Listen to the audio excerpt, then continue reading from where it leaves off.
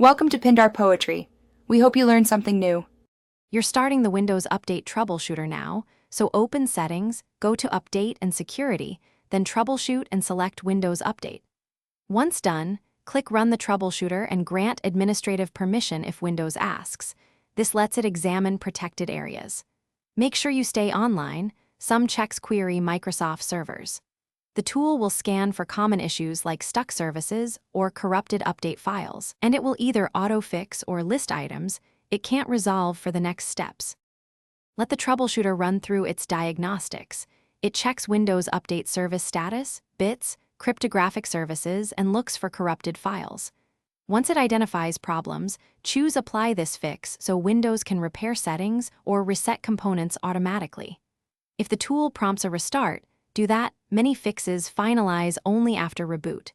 Make sure to copy any error codes or messages it displays. You'll need them if you must escalate the issue or search for a targeted solution later.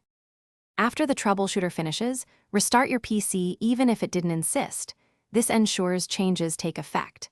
Then open Settings Update and Security and click Check for updates to confirm the problem is resolved. If updates still fail, run System File Checker and DISM from an elevated command, prompt to repair system images and files.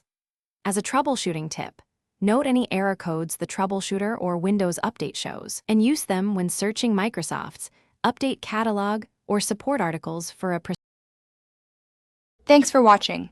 Consider subscribing if we helped you.